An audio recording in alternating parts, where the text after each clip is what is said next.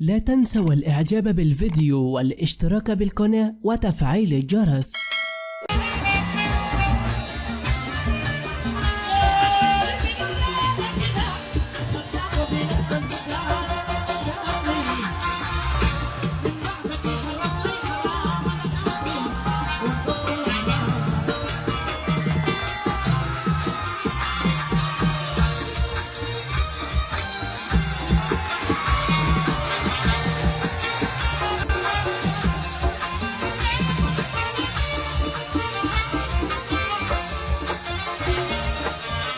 السلام عليكم ورحمة الله تعالى وبركاته. شاهد بالصور والفيديو. فتاة منقبة للناصرية تقتحم حفل الفنانة المروة الدولتلي وتقدم فاصل من الرقص الفاضح والمثير والساخر.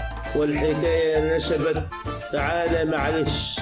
فاجأت الفنانة السودانية المنقبة جمهورها على مواقع التواصل الاجتماعي قبل أن تفاجئ متابعيها بحفل الفنانة مروة الدولتلي الذي أحيت قبل أيام.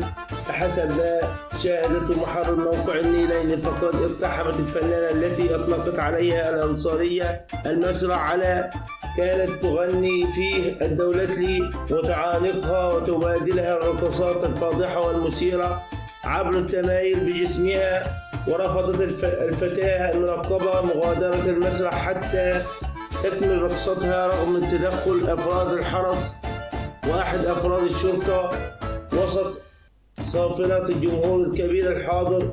وفقا لمتابعة محل موقع النيلين لتعليقات المتابعين، فقد تحسر الكثير من المعلقين على الحال الذي وصلت إليه البلاد. وكانت أحدهم الحكاية نشبت ليرد عليها آخر: البشير زمان كان محرمنا من المناظر دي ويه باشا تعالى معلش. والسلام عليكم ورحمة الله تعالى وبركاته.